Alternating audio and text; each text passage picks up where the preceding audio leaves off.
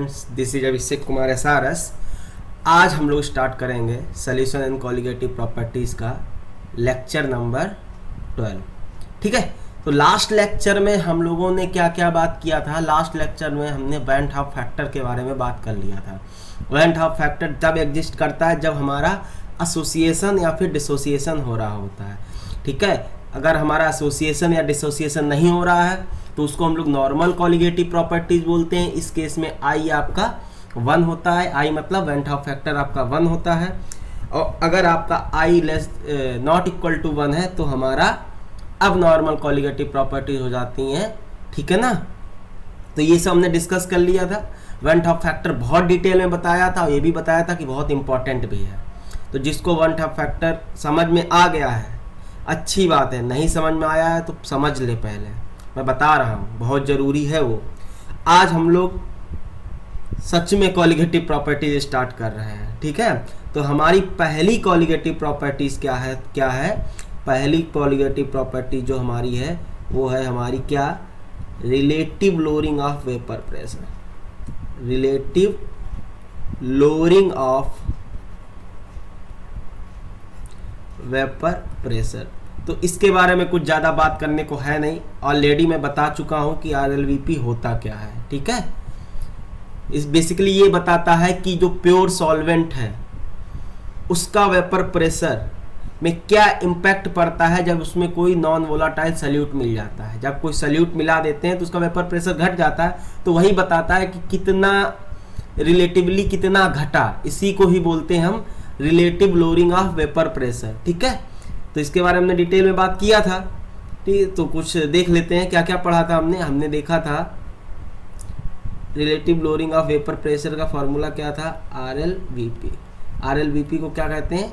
Vapour pressure of solvent minus vapour pressure of solution upon vapour pressure of pure solvent. यही होता है आपका RLVP। ठीक है, relative lowering of vapour pressure. Okay, ये था हमारा किसके बराबर? मोल फ्रैक्शन ऑफ सॉल्यूट के बराबर। ठीक है, ए हमारा यहाँ पे हमेशा ध्यान रखना, ए हमारा सॉल्वेंट है और बी हमारा क्या है? सॉल्यूट है। क्या है? सॉल्यूट है।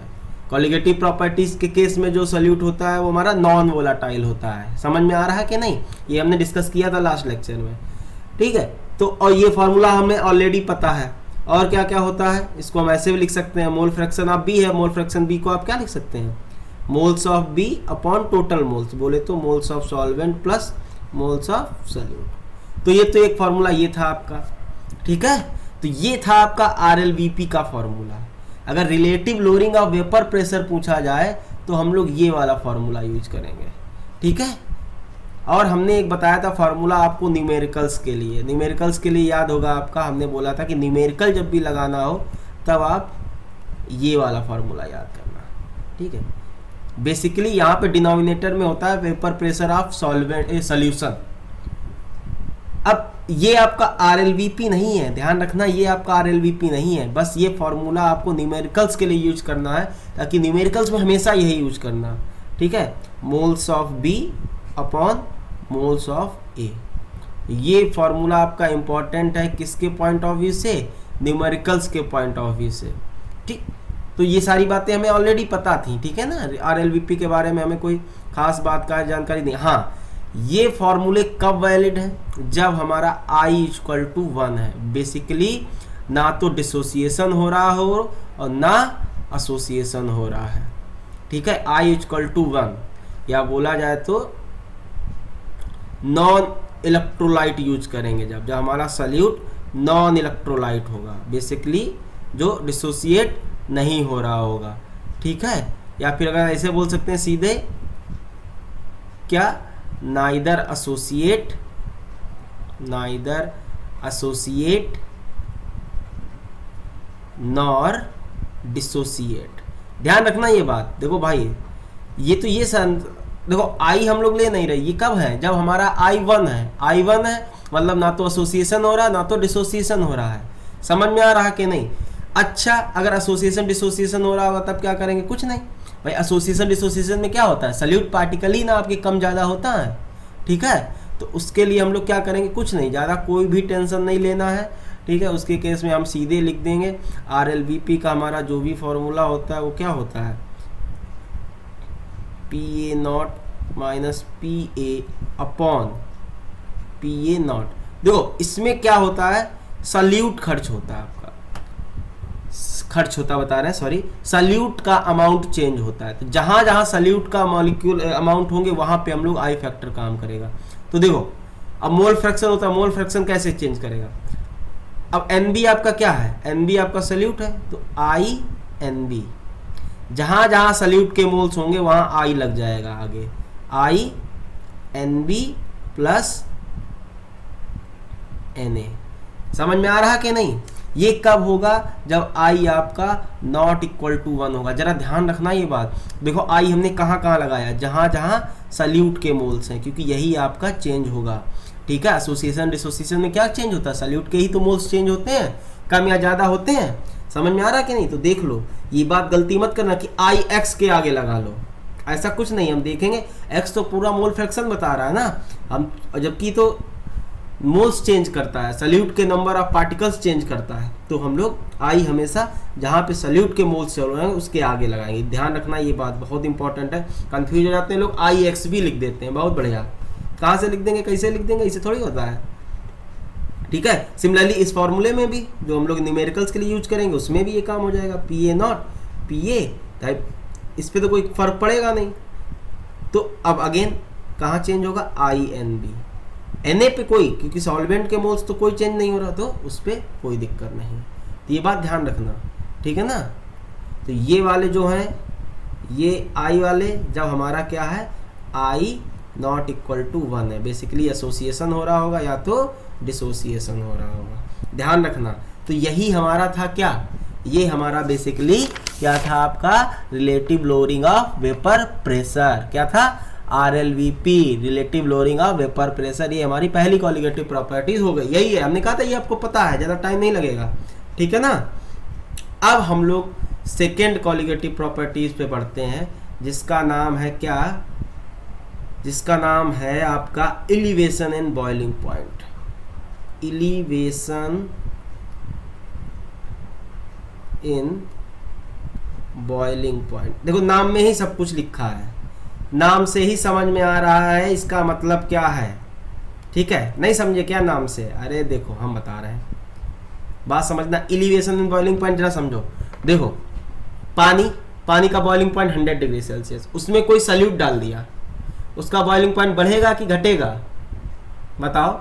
जब किसी भी प्योर सॉल्वेंट में सल्यूट पार्टिकल मिलाते हैं, ठीक है, तो उसका बॉइलिंग पॉइंट बढ़ता है कि घटता है, बढ़ता है, ठीक है, बढ़ता है। जैसे मान लो, ध्यान रखना, हम देखो तुम्हें थोड़ा फील दिलाना चाहते हैं, वाटर 100 डिग्री सेल्सियस है, ये प्योर वाटर है, इसमें मान लो कोई सल्यूट B मिला दिया, ठीक है, तो अब बॉइलिंग पॉइंट क्या करेगा, अब इसका बॉइलिंग पॉइंट बढ़ जाएगा, मान लो 1 डिग्री सेल्सियस बढ़ गया, तो अब बॉइलिंग पॉइंट इसका कितना हो गया, मान लो 101 डिग्री सेल्सियस हो गया, ठीक है ना।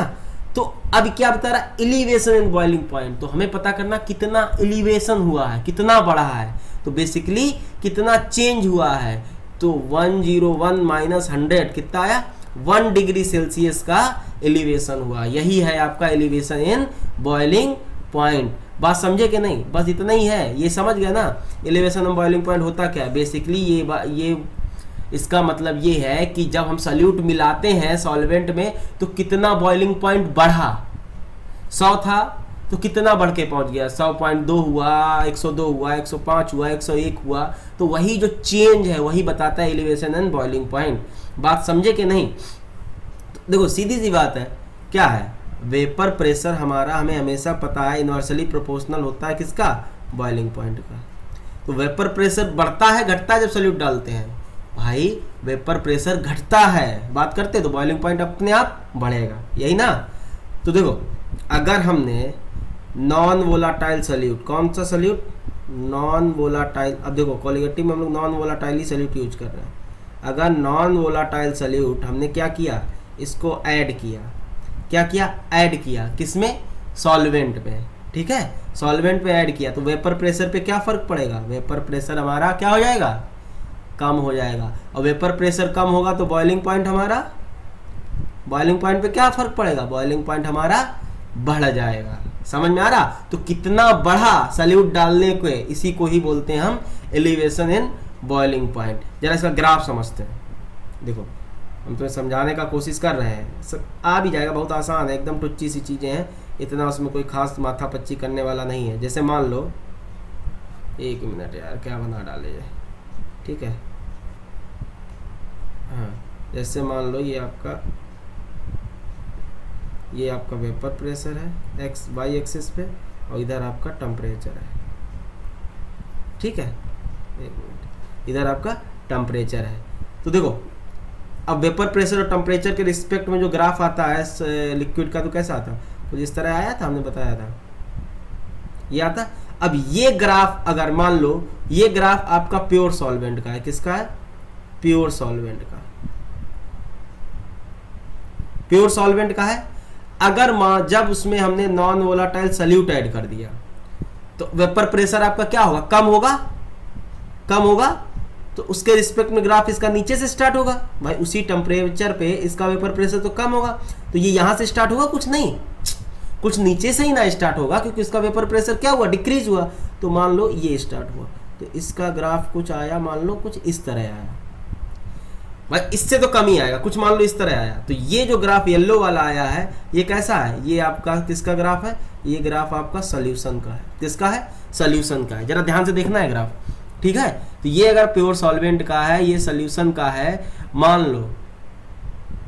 लो तुम, एक मिनट,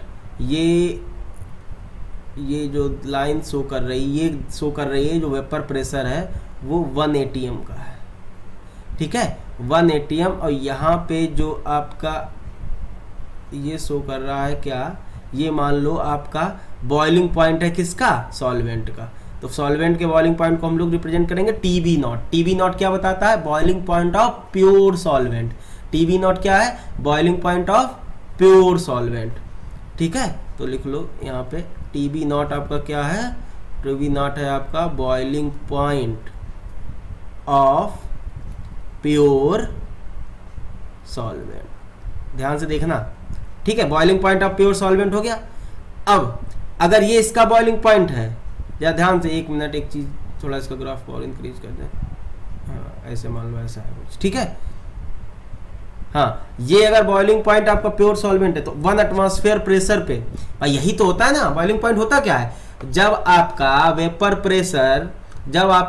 प्रेशर एटमॉस्फेरिक प्रेशर के बराबर हो जाए या सराउंडिंग प्रेशर के बराबर हो जाए, उसी टेम्परेचर को बॉइलिंग पॉइंट बोलते हैं। तो इसका जो होगा भाई, इसका अब ये यहाँ आ गया 1 एटमॉस्फेयर प्रेशर, इस पे यहाँ आ रहा, तो इसके करस्पॉन्डिंग जो टेम्परेचर होगा वो इसका बॉइलिंग पॉइंट होगा, किसका, सॉल्यूशन का बॉइलिंग पॉइंट होगा कि नहीं। तो इस सॉल्यूशन का बॉइलिंग पॉइंट मान लो TB है, क्या है, TB आपका क्या है, बॉइलिंग पॉइंट ऑफ सॉल्यूशन। तो लिख लो TB आपका क्या है, बॉइलिंग पॉइंट ऑफ सॉल्यूशन। देखो भाई प्लीज ध्यान से समझना, ठीक है, कोई इतना ये ग्राफ समझ के कोई दिक्कत नहीं है यार। हम देखो बता क्या रहे थे, देखो सुनो, एक प्योर सॉल्वेंट है, उसका हमने ग्राफ देखो, temperature versus vapour pressure graph ये आया। जब सॉल्यूशन उसे वोलाटाइल नॉन वोलाटाइल सॉल्यूट मिलाएंगे तो उसका वेपर प्रेशर कम होगा, तो उसका कुछ ग्राफ उसके रिस्पेक्ट में तो नीचे ही आएगा ना, प्योर सॉल्वेंट का कुछ इस तरह आया। अब जैसे ही वेपर प्रेशर, बॉइलिंग पॉइंट क्या होता है, जब आपका वेपर प्रेशर सराउंडिंग के प्रेशर के बराबर हो जाए, और सराउंडिंग का एटमॉस्फेरिक सराउंडिंग प्रेशर हमारा कितना होता है 1 atm। तो जैसे ही इसका प्रेशर 1 atm हो गया टेम्परेचर से, तो उस टेम्परेचर को हम लोग क्या बोलते थे, बॉइलिंग पॉइंट। तो ये तो सॉल्वेंट का हो गया बॉइलिंग पॉइंट TB नॉट। और सिमिलरली जैसे ही इसका प्रेशर सॉल्यूशन का प्रेशर 1 atm के बराबर हो गया, ये सॉल्यूशन का बॉइलिंग पॉइंट आ गया। समझ में आ रहा कि नहीं, पक्का। अब ये जो इन दोनों के बीच में चेंज आया, देखो जरा भाई सब ध्यान से, ये जो चेंज है इसी को ही बोलते हैं डेल्टा TB। बेसिकली इसी को ही बोलते हैं एलिवेशन इन बॉइलिंग पॉइंट। समझ में आ रहा कि नहीं। तो देखो TB, यहाँ पे जो TB है बॉइलिंग पॉइंट ऑफ सॉल्यूशन है, वो हमेशा ग्रेटर देन होगा TB नॉट। इसमें तो कोई है ही नहीं, क्यों ग्रेटर देन तो होगा भाई, जब भी नॉन वोलाटाइल सॉल्यूट मिलाते हैं सॉल्वेंट में तो वो बॉइलिंग पॉइंट बढ़ता है, तो बढ़ तो गया, TB ग्रेटर देन और TB नॉट। TB नॉट किसका बॉइलिंग पॉइंट है, सॉल्वेंट का, प्योर सॉल्वेंट का ही ना है। तो प्लीज समझते चलना, बहुत आसान चीज़ है एकदम, मतलब समझ रहे हो इसमें क्या है, कुछ है, दम है, एकदम हलवा है सब चीज़ें। जब तुम इतना सब कुछ झेल गए हो तो ये तो बहुत आसान है। झेल गए मतलब समझ गए, वो वाला झेलना नहीं है। हाँ वैसा झेल गए, झेले नहीं हो, समझे गए हो। ठीक है, तो अब ये बात है, तो यही बता रहा है। तो टीबी आ गया सोल्यूशन का, टीबी तो यही दिखा रहा है कितना एलिवेटेड हुआ, तो यही बेसिकली बता रहा है कि बॉइलिंग पॉइंट कितना एलिवेटेड हुआ।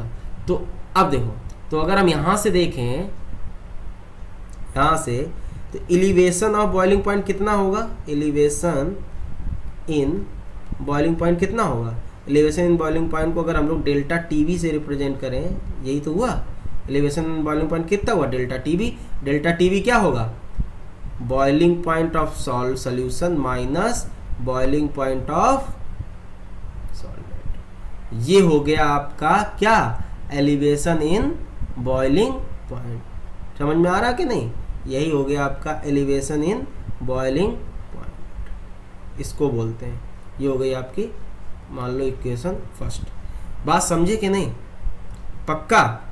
अब देखो एक चीज और, अब अगर हम बात बताएं डेल्टा टीबी क्या है, delta TB elevation in boiling point, तो डेल्टा टीबी किस पे क्या होगा, जितना ज्यादा सल्यूट का अमाउंट होगा उतना ज्यादा डेल्टा टीबी होगा।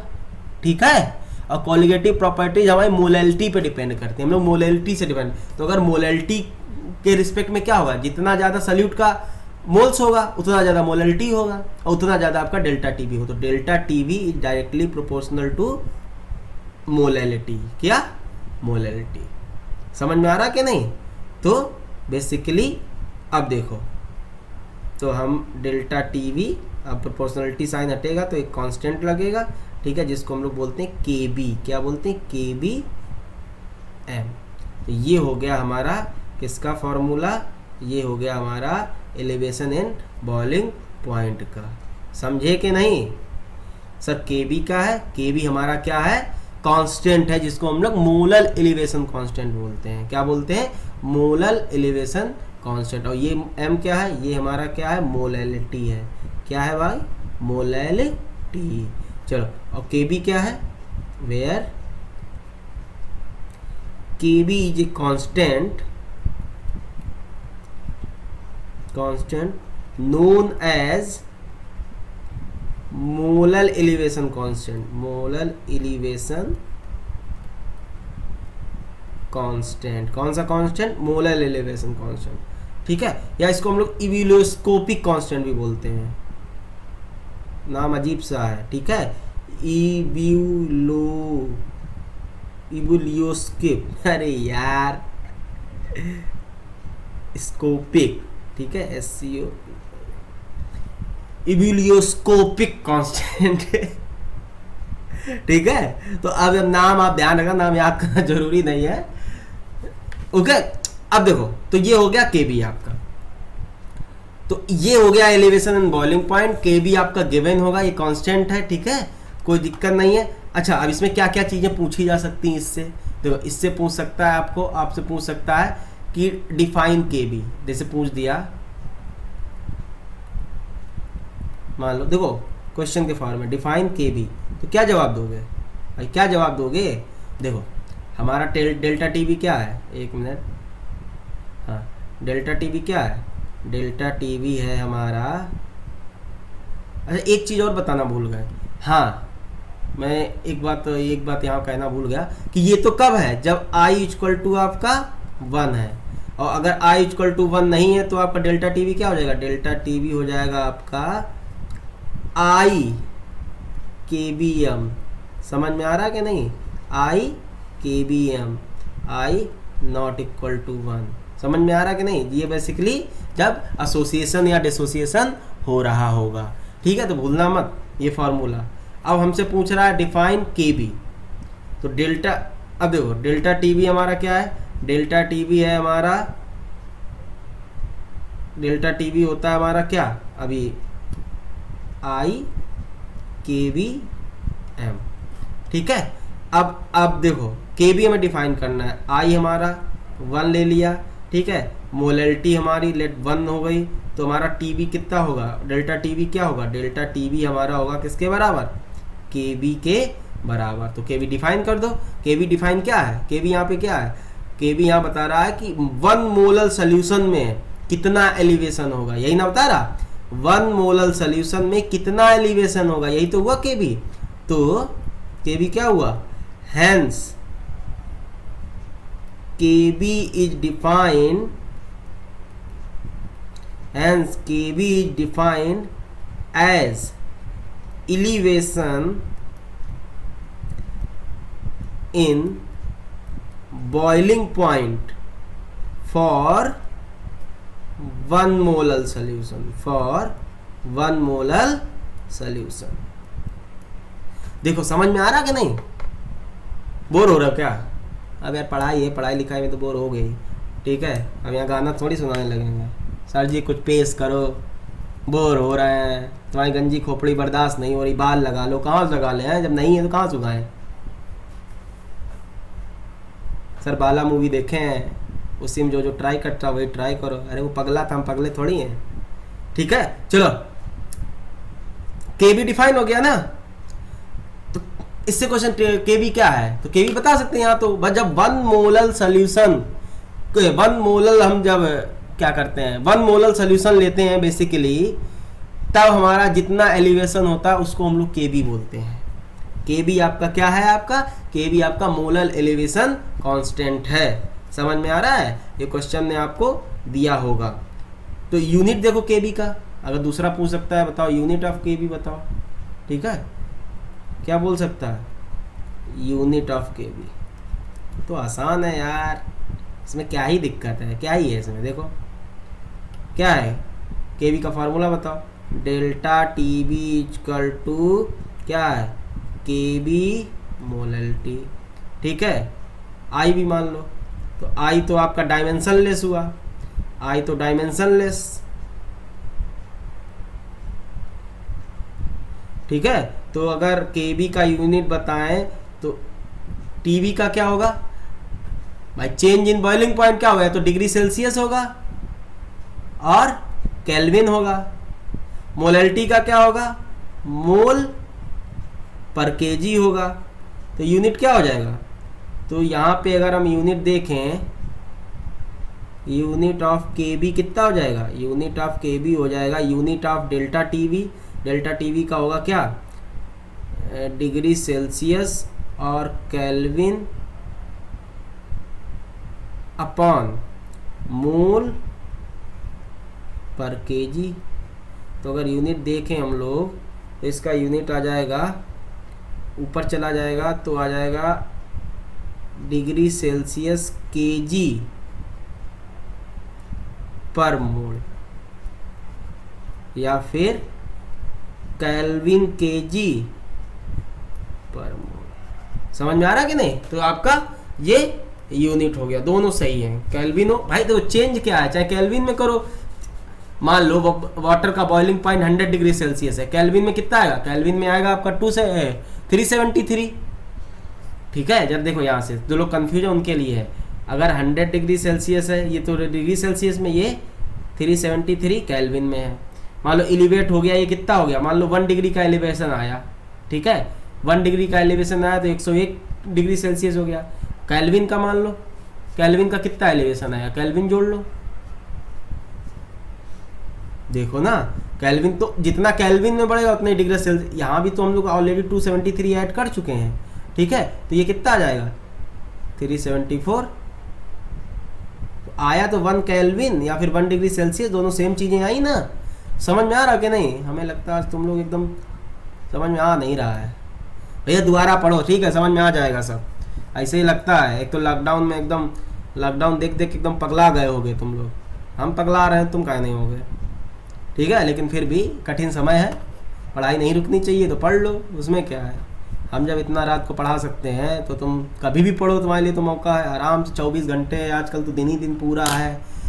खूब सो, खूब पढ़ो, 24 घंटे सोचो। तुम सोच लो तुम्हारे जो सपने होते थे, सर तुम्हें अगर एक दिन मिल जाए तो तुम क्या करोगे, तो हमें याद है हमसे स्टूडेंट का, सर मैं तो सोऊंगा। सो लो, हम तो यार सो के थक गए हैं, ठीक है। तो अभी सारे सपने पूरे कर सकते हो, जितना सोना है उतना सो सकते हो, लेकिन हमें पता है 12 घंटे ज़्यादा ज़्यादा सो लोगे। नहीं सर, हम तो 16 घंटे सो लेते हैं। अरे भैया 16 घंटे सो लो, उसके बाद कम से कम 5-6 घंटे तो पढ़ ही सकते हो ना। ठीक है, देखो अब क्या पूछ सकता है इसमें, और पूछ सकता है किसकी, हम बात कर लेते हैं वैल्यू किसकी, केबी की वैल्यू की बात कर लेते हैं। तो देखो केबी की न्यूमेरिकल वैल्यू हमेशा क्वेश्चन में दी गई होगी, हमेशा दी गई होगी। ठीक है, तो क्या है, KB is a constant where numerical value will be given. तो ये तो ज़्यादातर बात हो गई, विल बी गिवन कहाँ भैया, प्रॉब्लम में, इन द प्रॉब्लम। तो एक एक चीज़ लिखा रहा हूँ इसीलिए यार, कि तुम लोग ये नहीं है बाद में भूल जाओ, सर बताए थे ध्यान नहीं रहा, भैया लिख जरूर लेना। ठीक है, और ये सॉल्वेंट पे डिपेंड करती है। तो it is different for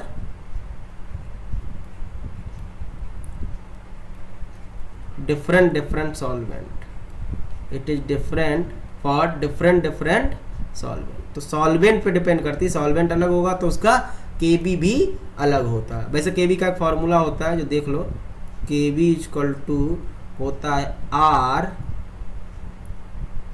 TB not square. TB not समझते हो, boiling point of solvent, into molecular mass of solvent upon 1000 मतलब 1000 heat, molar heat of vaporization. ये होता है फार्मूला काहे का, ये ध्यान रखना, ध्यान कर लेना। ठीक है, डायरेक्ट क्वेश्चन आता है इससे, और डायरेक्ट पूछा जाता है आपसे फार्मूला, ये ध्यान रखना। ठीक है, देखो इसमें क्या है, ये तो आपका मॉलिक्यूलर मास सॉल्वेंट हो गया। आर क्या है आपका, यूनिवर्सल गैस कांस्टेंट। आर क्या है आपका, UGC, universal gas constant. TB naught क्या है, बॉइलिंग पॉइंट ऑफ सॉल्वेंट। हाँ, TB nought boiling point of solvent. और हाँ, यहाँ ध्यान रखना, यहाँ जो बॉइलिंग पॉइंट है ये केल्विन में है। किस में है, केल्विन में है, ये ध्यान रखना इसमें। और ये आपका मोलर मास ऑफ सॉल्वेंट हो गया। अब देखो, और ये क्या है, डेल्टा एच, ये है molar heat of vaporization. Molar heat of vaporization, तो ये मोल के लिए डिफाइन होता है। ठीक है, मोलर हीट ऑफ वेपराइजेशन होता है। अगर मोलर हीट आपकी जूल में दी गई हो तो आर की वैल्यू जो हम लोग लेते हैं, कितनी लेते हैं, 8.314, या फिर शॉर्टकट के लिए हम लोग कभी कभी 25/3 ले लेते हैं। ठीक है, तो ये हो गई आर की वैल्यू जब जूल में किसकी वैल्यू दी गई हो, जब इसकी मोलर हीट ऑफ वेपराइजेशन की वैल्यू जूल में दी गई हो। और अगर इसकी वैल्यू कैलोरी में दी गई हो, किस में दी गई हो, कैलोरी में दी गई है, तो आर का वैल्यू क्या लेंगे, तो आर का वैल्यू लेंगे हम लोग 1.98 या फिर 2 ले लेते हैं। ठीक है, 2 भी ले लेते हैं, 2 ले लेते हैं, ताकि आपका न्यूमेरिकल थोड़ा बहुत डिफरेंस आता है, इतना चलता है। ठीक है ना, ये बात ध्यान रखना, ये छोटी छोटी चीज़ें हैं, आप गलती करोगे कि आपको सब कुछ आता होगा, आप आर का वैल्यू नहीं समझ पाओगे क्या लेना है ना, 2 लेना है, 8.314 लेना, क्या लेना है समझ नहीं पाओगे। ये बात ध्यान रखना, जो जो चीज़ हम बता रहे हैं ये सब छोटी छोटी प्रॉब्लम्स देखना, एक भी क्वेश्चन नहीं फंसेगा। तुम कोई भी सबसे पहले एनसीईआरटी उठाना, एनसीईआरटी के बाद जो भी तुम्हारे पास जो भी कंटेंट हो वो उठाना। ठीक है, और कोई बुक उठा लेना, सोडियम उठा लेना, नरेंद्र अवस्थी उठा लेना, देखना कोई भी क्वेश्चन नहीं फंसेगा, हम बता रहे हैं ना। ओके, अब देखो एक चीज और हो सकता है। अब एक देखो डेल्टा, ये क्या होता है, हीट ऑफ, ये मोलर हीट ऑफ वेपराइजेशन है, ये मोल के लिए डिफाइन होता है। अगर आपको लेटेंट हीट ऑफ वेपराइजेशन दे दिया जाए तो आपको पता होना चाहिए मोलर हीट ऑफ वेपराइजेशन जो होता है वो होता है latent heat of vaporization into molecular mass of solvent. ये ध्यान रखना, क्योंकि कभी कभी आपको लेटेंट हीट ऑफ वेपराइजेशन दे देता है, तो लेटेंट हीट ऑफ वेपराइजेशन को मॉलिक्यूलर मास ऑफ सॉल्वेंट से मल्टीप्लाई करा दो तो वो आ जाएगा। समझ में आ रहा है कि नहीं? नहीं सर, अरे कैसे नहीं आ रहा बे, इतना आसान है, इसमें क्या दिक्कत है? ठीक है, तो ये हमारी पूरी बात हो गई किसके बारे में, जो सेकेंड कॉलिगेटिव प्रॉपर्टी है एलिवेशन इन बॉइलिंग पॉइंट की। ठीक है ना, कोई दिक्कत वाला इसमें कोई ऐसी कोई चीज नहीं है जो दिक्कत आपको दे। ठीक है ना, तो क्वेश्चन लिखो एक। देखो क्वेश्चन आपका है क्या, क्वेश्चन है calculate KB of water, calculate KB of water if latent heat of vaporization, if latent heat of vaporization is 540 calorie पर ग्राम। ध्यान रखना, अब देखो लेटेंट हीट ऑफ वेपराइजेशन दिया गया, और हाँ लेटेंट हीट वेपराइजेशन क्या होती है, लेटेंट हीट ऑफ वेपराइजेशन आपका होता है क्या, ये होता है हीट रिक्वायर्ड फॉर 1 ग्राम। क्या होता है, 1 ग्राम के लिए, 1 ग्राम वेपराइज होने के लिए कितना हीट चाहिए, हीट, ध्यान रखना ये बात, थर्मो में पढ़े होगे यार, हीट रिक्वायर्ड फॉर 1 ग्राम, ये हो गई लेटेंट हीट ऑफ वेपराइजेशन। और ये मोलर हीट ऑफ वेपराइजेशन क्या है, हीट रिक्वायर्ड फॉर 1 मोल, इसीलिए तो मॉलिक्यूलर मास ऑफ सॉल्वेंट से मल्टीप्लाई कराते हैं दोनों मल्टीप्लाई, देख रहे हो क्यों कराते हैं, क्योंकि ये 1 मोल के लिए, ये 1 ग्राम के लिए है। समझ में आ रहा है कि नहीं? तो अब हमें के बी कैलकुलेट करना, आते हैं क्वेश्चन पे, हमें क्या कैलकुलेट करना है, हमें के बी कैलकुलेट करना है। तो देखो के बी आपका क्या है, के बी आपका होता है, क्या होता है आपका, आर टी बी नॉट का स्क्वायर और molecular mass of solvent upon, upon में क्या होता है 1000 multiply by heat of vaporization. अब देखो हीट ऑफ वेपराइजेशन तो दिया नहीं हमें, लेटेंट हीट ऑफ वेपराइजेशन दिया गया। लेटेंट हीट ऑफ वेपराइजेशन क्या होता है, तो लेटेंट हीट ऑफ वेपराइजेशन के अकॉर्डिंग अगर डेफिनेशन लिखोगे आर, अरे यार कितना गंदा लगता है, पता रात में इतना जागने का आदत खराब हो गया है और इतना भूख लगता है रात में जब भूख लगता है ना, घर में कुछ नहीं रहता है, पानी पी पी के वीडियो रिकॉर्ड करना पड़ता है, बहुत कठिन समय आ गया। लेकिन हाँ यार, जब IIT में थे ना, तब रात में जगते ना, आराम से मस्त कैंटीन खुली रहती थी, कहते भैया मैगी बनाओ, मैगी खाते थे, बैडमिंटन खेलते थे यार, वहाँ तो ज़िंदगी अलग ही मज़ा था कसम से यार। जब तुम लोग जाओगे ना IIT में तब कहोगे हाँ गंजा सही बताता था, बहुत मौज आती है यार वहाँ, तो इतनी मौज आती है ना कि मतलब कब सवेरा हो जाता पता ही नहीं चलता है, ऐसा लगता है ज़िंदगी वहाँ रात में ही है। यहाँ लॉकडाउन में हमें कभी कभी कॉलेज वाला फील आता है। ठीक है, अरे यार यहाँ आते हैं हम क्वेश्चन पे, हम भी एकदम कभी कभी जज्बाती हो जाते हैं। ठीक है, तो T B not square molecular mass of solvent. अब देखो मॉलिक्यूलर मास ऑफ सॉल्वेंट, ये मैं दोबारा लिख क्यों रहा हूँ, हमें खुद नहीं पता चला, हाँ इसलिए। अब डेल्टा हीट ऑफ वेपराइजेशन क्या हो जाएगा, लेटेंट हीट दिया गया है तो हम इसको लिख सकते हैं L latent heat of vaporization into molecular mass of solvent. अरे वाह, तो ये कट गया। तो अगर हम लोग देखें तो हमारा ये आ गया फॉर्मूला, क्या R T V not square upon 1000 latent heat of vaporization. तो देखो लेटेंट हीट ऑफ वेपराइज, तो ये भी एक फार्मूला बन गया, आप याद कर सकते हो। जब लेटेंट हीट ऑफ वेपराइजेशन दिया गया है तो मॉलिक्यूलर मास ऑफ सॉल्वेंट से हमें मल्टीप्लाई कराने की कोई जरूरत नहीं होता है। ठीक है, आप इसको याद कर सकते हो, कोई दिक्कत नहीं। और ये वाटर का केस है, कैलकुलेट केबी ऑफ वाटर, हम तो यही कहेंगे वाटर का केबी आप याद ही कर लो, ज़्यादा सही रहेगा। वैसे दिया होता है लेकिन याद कर लोगे तो क्या हो जाएगा, आसान रहेगा। कभी पूछ सकता है कि वाटर आपका बहुत ज़्यादा कॉमन है ना, कोई पूछ ही सकता है, डायरेक्ट पूछा जा सकता है। तो देखो हाँ, अब आर की वैल्यू क्या लेंगे, कैलोरी में दी गई है, आर की वैल्यू कितनी बताई थी हमने 2, तो आर की वैल्यू 2 ले लो। TB nought boiling point of water तो पता ही है कितना होगा केल्विन में 373 केल्विन स्क्वायर अपॉन 1000 और लेटेंट हीट ऑफ वेपराइजेशन तक गया 540। इसको कैलकुलेट करो आराम से, ठीक है। कैलकुलेट करोगे तो इसका आ जाएगा आंसर 0.52 केल्विन केजी पर मोल, यही ना होती है। पक्का समझ में आया कि नहीं? तो ये हो गया आपका वाटर का केबी का वैल्यू, ठीक है। याद कर लेना, वैसे क्वेश्चन फॉर्म में करा दिया लेकिन याद रखोगे तो ज़्यादा अच्छा लगेगा, महसूस होगा आपको। Okay,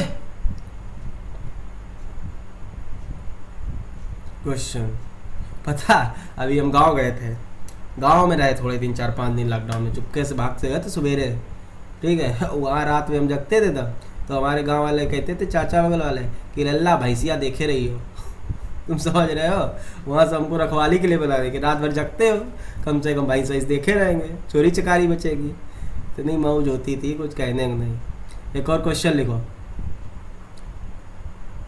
calculate boiling point of a solution, boiling point of a solution which is obtained by dissolving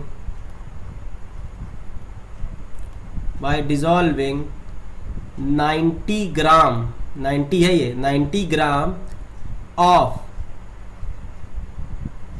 90 gram of glucose in 200 gram of water. देखो भाई, क्वेश्चन ही करने में मजा है, बाकी सब थ्योरी में इतना मजा आता भी नहीं। देखो क्वेश्चन हो रहा तो बस समझ में आ रहा। देखो क्वेश्चन समझो कितना आसान क्वेश्चन है।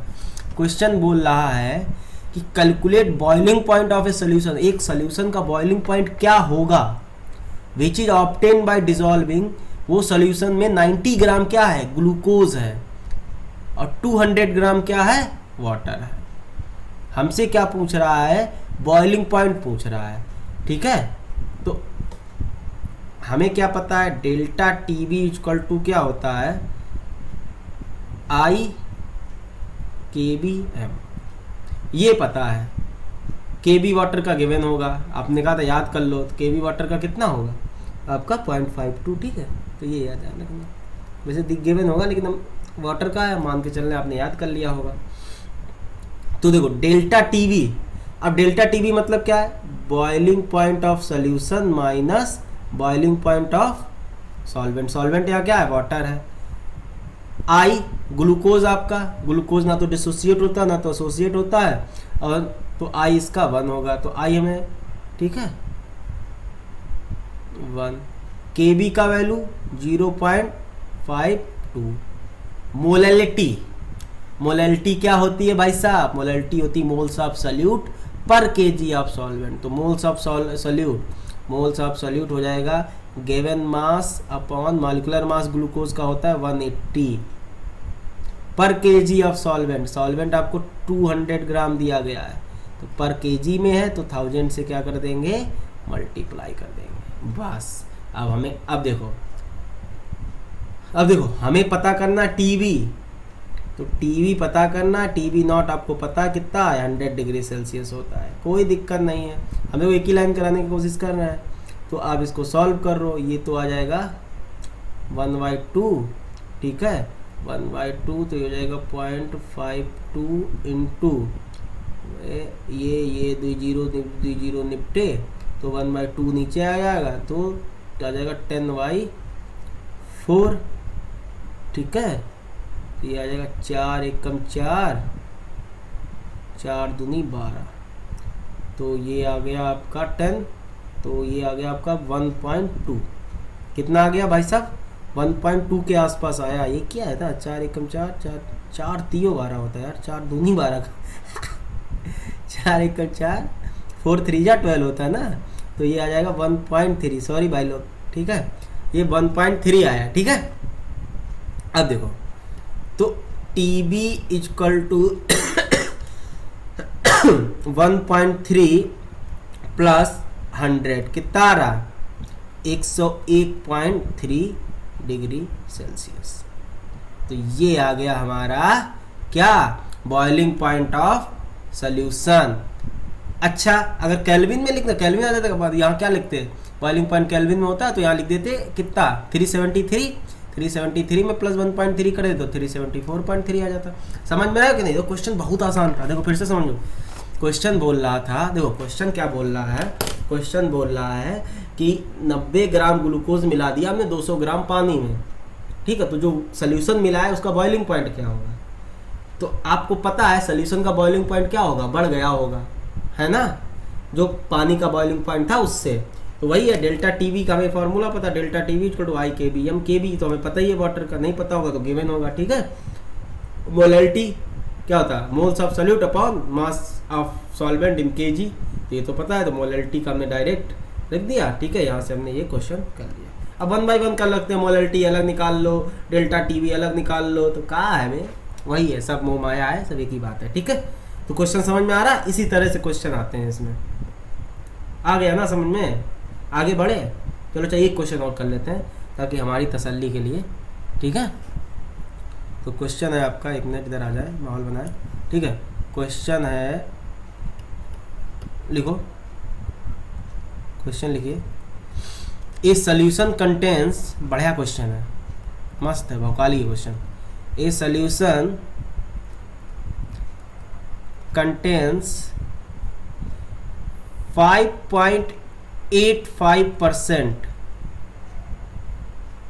W/W NaCl। देखो क्वेश्चन सही है, आप ही लोग सॉल्व करोगे, हम इसमें खाली कैसे करना है अप्रोच बता देंगे।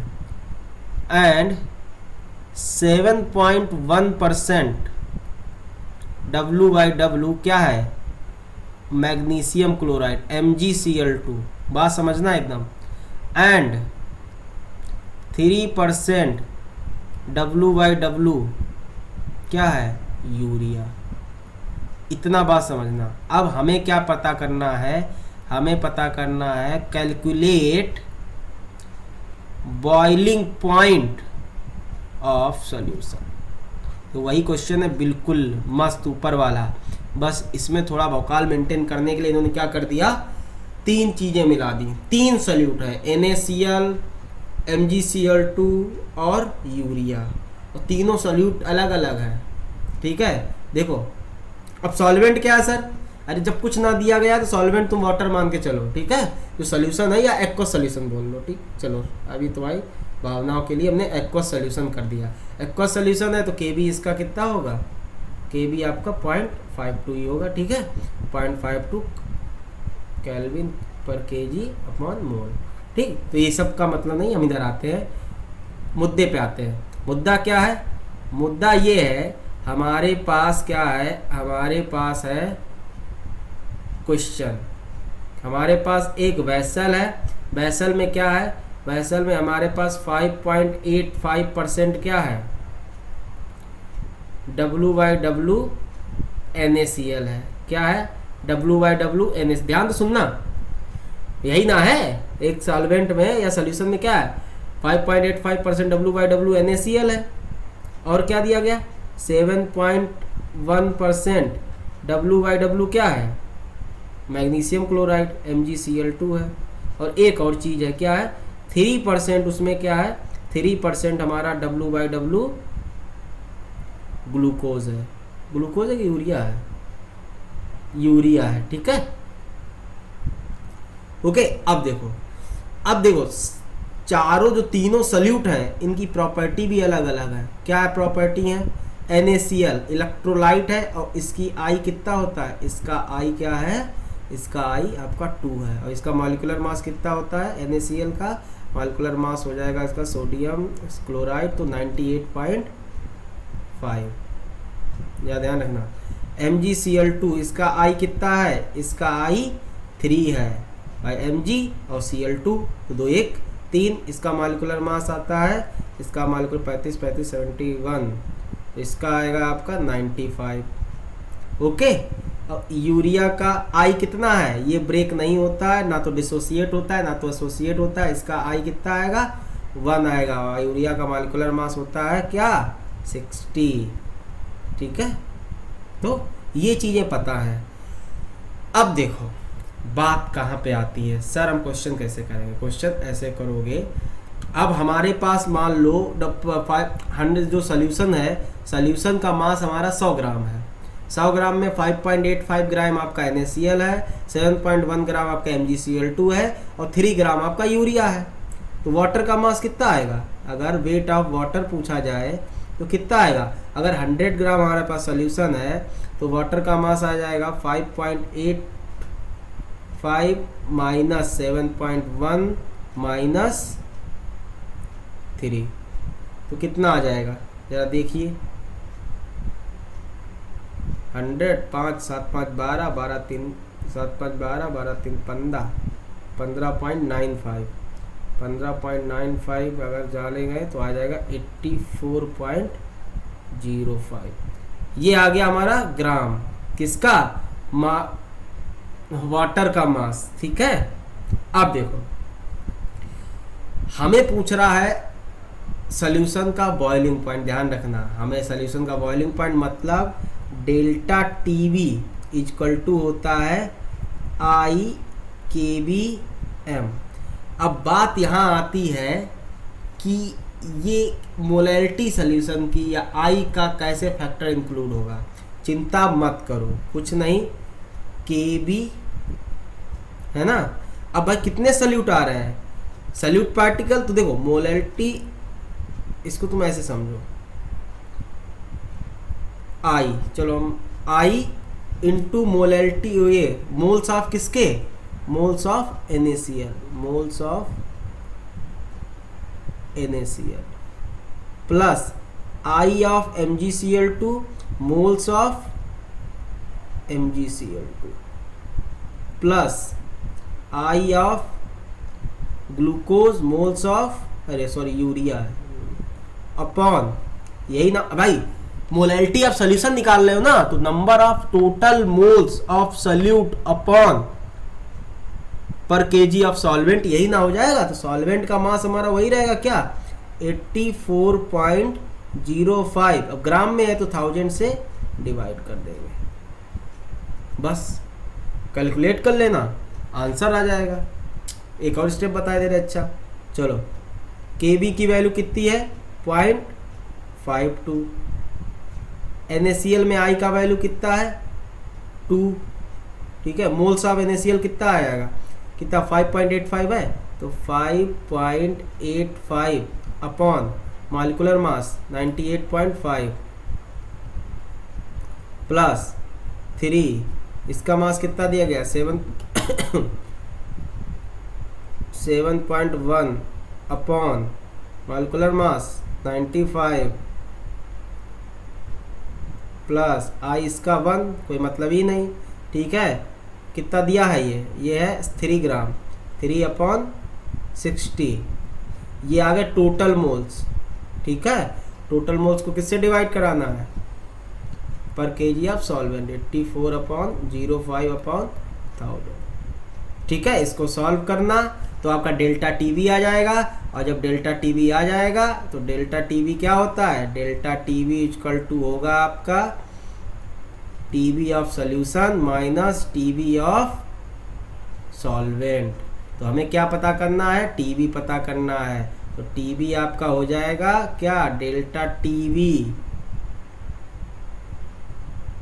एक मिनट, डेल्टा टीवी नॉट इधर आएगा, delta TV not plus TV not, और टीवी नॉट का वैल्यू आपका क्या है 100। डेल्टा टीवी आप ऊपर से निकालोगे, उससे आपका क्या पता चल जाएगा, टीवी पता चल जाएगा। समझ में आ रहा है कि नहीं, सो गए हो का, ठीक है ना। चलो अब सो गए हो, जगाते हैं, अब आगे नहीं शुरू करेंगे भाई, हम समझ गए तुम लोग सो रहे हो। एक और क्वेश्चन लिखो, अच्छा जगाने के लिए एक और क्वेश्चन, पक्का। चलो write down one more question. Question है calculate molar mass calculate molar mass of a non-volatile solute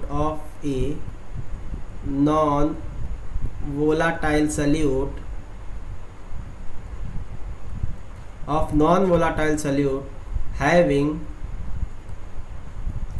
want of factor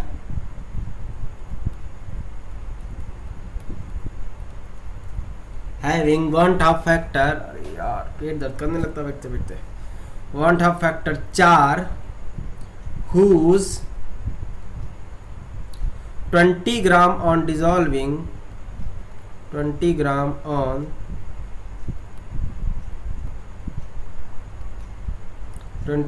dissolving in 500 gram of water, 500 gram of water produces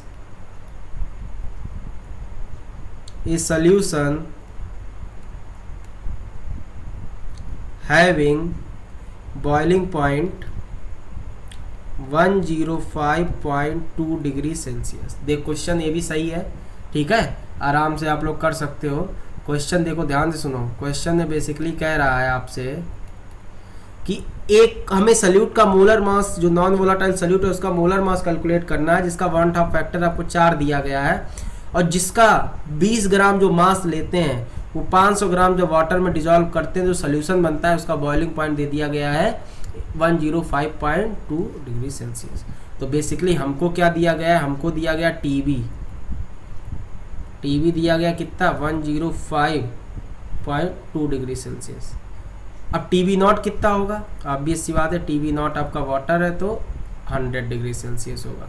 तो डेल्टा टीबी कितना होगा, delta TB आपका 105.2 minus 100। देखो जिनको आ गया वो पहले पॉज करके करने का कोशिश करें, ठीक है, छापे ना अभी।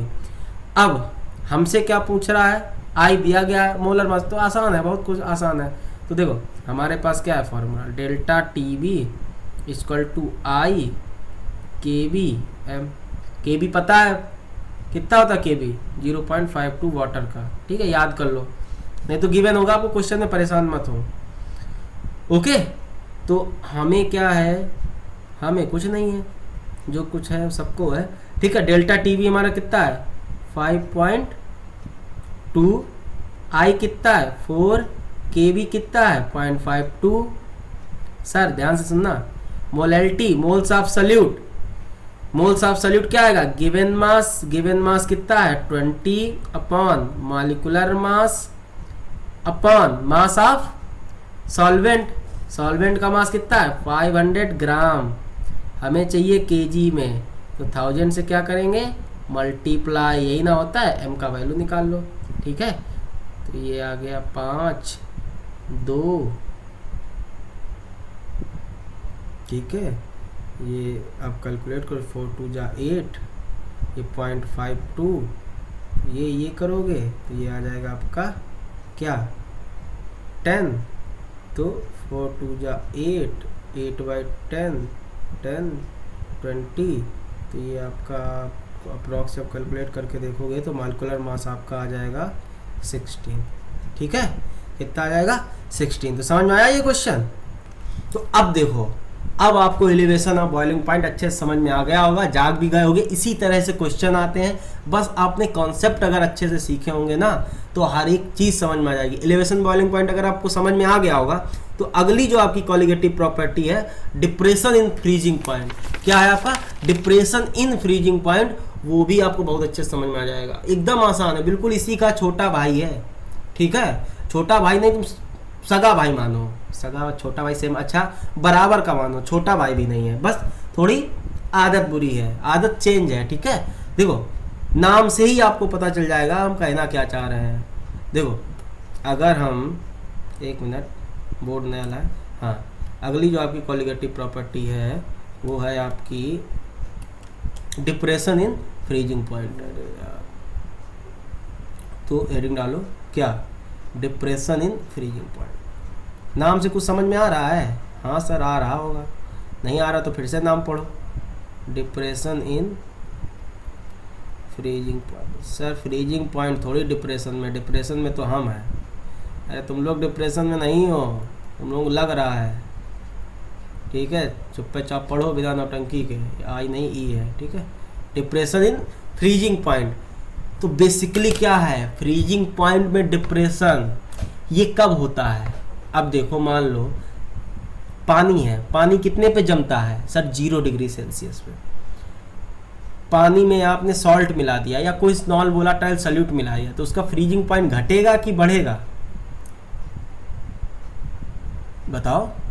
जब उसमें नॉन वोलाटाइल सॉल्यूट मिलाओगे तो उसका फ्रीजिंग पॉइंट और कम हो जाएगा। जैसे आप जब पानी जमाओगे तो 0 डिग्री सेल्सियस पे जमेगी, जब उसमें आइसक्रीम जमाओगे ना तो वो 0 से और कम टेम्परेचर पे जमेगी। बात समझ रहे हो, क्योंकि उसमें सल्यूट मिले होते हैं, वो सोल्यूशन होता है, बेसिकली प्योर वाटर नहीं होता है। और जब भी किसी भी प्योर सॉल्वेंट में कोई भी नॉन वोलाटाइल सल्यूट मिलाओगे तो उसका जो फ्रीजिंग पॉइंट है वो डिक्रीज हो जाएगा।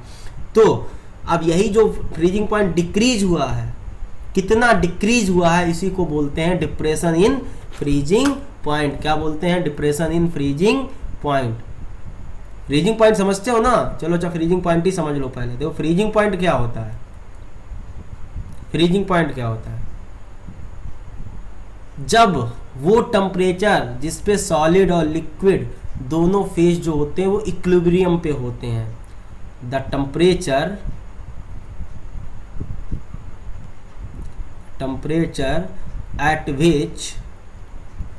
at which solid and liquid phases are in equilibrium।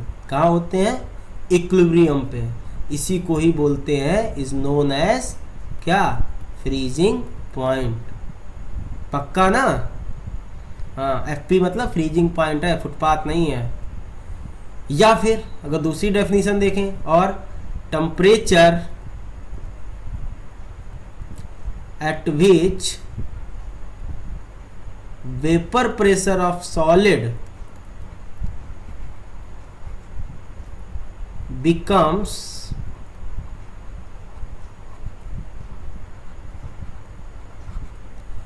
equal to vapour pressure of liquid.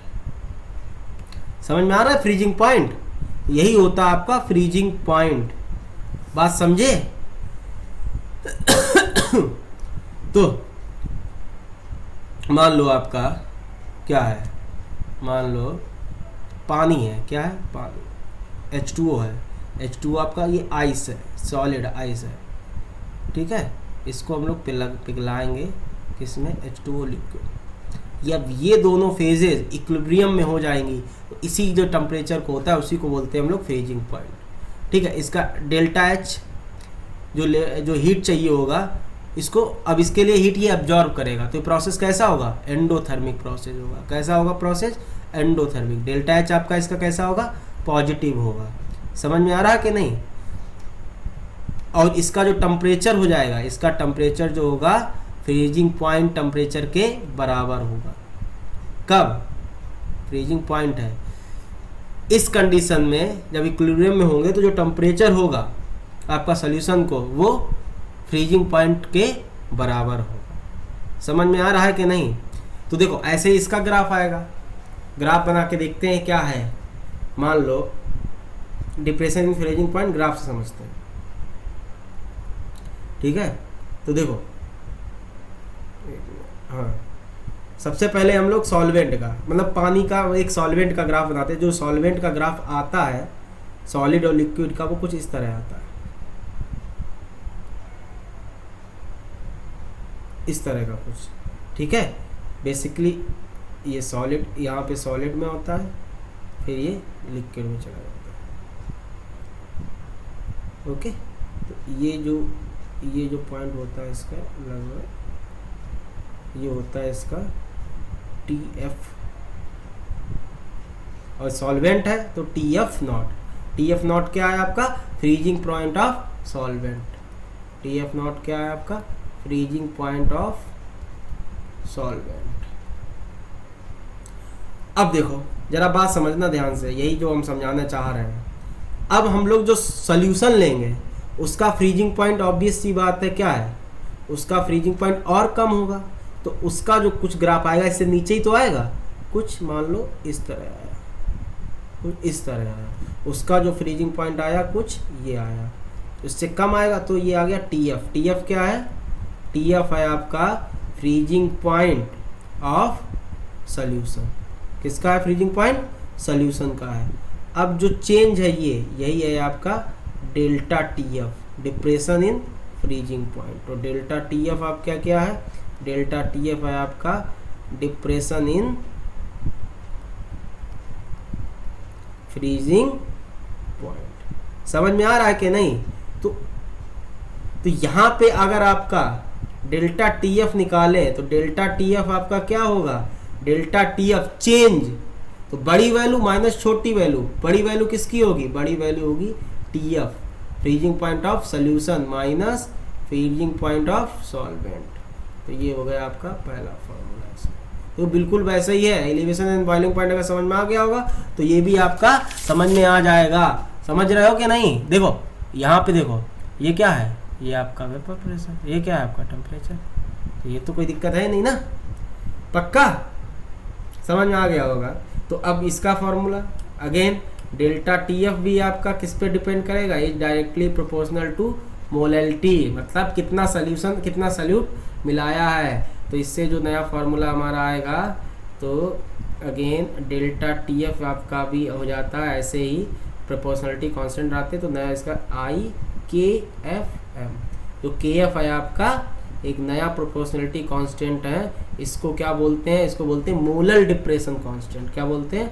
Molar depression constant. तो देखो हम थोड़ा तेज अब इस समय हो रहे हैं क्योंकि आपको लेक्चर भी आपका लंबा हो रहा है, प्लस आपको एलिवेशन एंड बॉइलिंग पॉइंट अगर समझ में आया होगा अच्छे से तो डिप्रेशन इन फ्रीजिंग पॉइंट भी आप अच्छे से समझ आ जाओगे। तो आपका KF क्या है? Where KF is constant for solvent, constant for solvent known as molar depression constant, molar depression constant. और इसको बोलते हैं, और इसका भी नाम होता है क्रायोस्कोपिक कांस्टेंट, और क्रायोस्कोपिक कांस्टेंट। नाम ध्यान रखना, ठीक है? बाई चांस कभी ये दे दिया जाए तो अरे सॉरी, ये तो सुना ही ना। अब देखो आपको क्या करना है, जैसे जिस तरह हमने उसकी यूनिट डिफाइन KF डिफाइन किया था, आपको डिफाइन करना क्या? आपको यहाँ पे डिफाइन करना KF और उसकी यूनिट पता करनी है, ठीक है? ये दोनों चीज़ें पता करना, जैसे इस तरह उसको डिफाइन किया था वैसे इस तरह आप डिफाइन करो, ओके? और हाँ, KF का जो फॉर्मूला होता है वो होता है आपका RTF नॉट का square, freezing point of solvent का square into molar mass of solvent, बिल्कुल वही है, ठीक है? जो elevation boiling point upon 1000 into, अब वहाँ पे हीट ऑफ वेपराइजेशन आती थी, यहाँ पे फ्यूजन आएगी, हीट ऑफ फ्यूजन। तो ये आपका KF का फॉर्मूला होगा, यूनिट पता कर लोगे, ठीक है? तो इतनी चीज़ें आपका। अब जो KF आपका वाटर का है याद कर लेना इंचा, जैसे KF आपका जो वाटर का होता है वो होता है आपका 1.86, यूनिट इसकी क्या रहेगी? वही रहेगी जो उसकी थी, केल्विन पर kg पर मोल, ठीक है ना? समझ में आ रहा है? देखो यार कुछ भी इसमें कोई खास चीज़ नहीं है, बिल्कुल एलिवेशन एंड बॉइलिंग पॉइंट जैसा ही ये भी है, डिप्रेशन इन फ्रीजिंग पॉइंट। ये है क्या एग्जैक्टली समझो, बस कुछ नहीं, सॉल्वेंट में जब कोई सॉल्यूट मिलाते हैं नॉन वोलेटाइल तो जो फ्रीजिंग पॉइंट है वो कम और हो जाता है और देर में जमता है। तो जितना जो देर में जो जितना चेंज आता है उसी को ही हम लोग बोलते हैं क्या? उसी को ही हम लोग बोलते हैं depression in freezing point. Delta TF कितना फ्रीजिंग पॉइंट और नीचे गया है, कितना डिप्रेस हुआ है। समझ में आ रहा कि नहीं? पक्का? तो आज का लेक्चर हम यहीं ख़त्म करते हैं। आज हमने आपको relative lowering of vapour pressure, elevation and boiling point and depression in freezing point सिर्फ 3 बताए हैं। नेक्स्ट लेक्चर में हम लोग ऑस्मोटिक प्रेशर के बारे में डिटेल में बात करेंगे और बाकी बची हुई जो भी चीज़ें हैं छोटी मोटी वो कंप्लीट करेंगे, 1-2 क्वेश्चन कराएंगे और हमारा चैप्टर नेक्स्ट लेक्चर में ख़त्म हो जाएगा। बस एक चीज़ और बची है, ऑस्मोटिक प्रेशर, बस बाकी सब कुछ हो चुका है, कुछ भी नहीं छोड़ा गया है। अब एक आधी छोटी मोटी चीज़ें होंगी, ठीक है, वो हम लोग नेक्स्ट लेक्चर में बात कर लेंगे। 95% चीज़ें मैं सब करवा चुका हूँ, बस आप लोग क्या करो, क्वेश्चंस करो अच्छे से, ठीक है, ज़्यादा प्रॉब्लम में नहीं, आराम से जो भी है आपके पास बुक्स वगैरह, सबसे पहले एनसीईआरटी जरूर लगाना भाई। 40-45 क्वेश्चन है, पूरे कर लेना, बहुत मौजीले क्वेश्चन एक आधे तो, ठीक है। चलो चलते हैं, ठीक है, थैंक यू क्लास।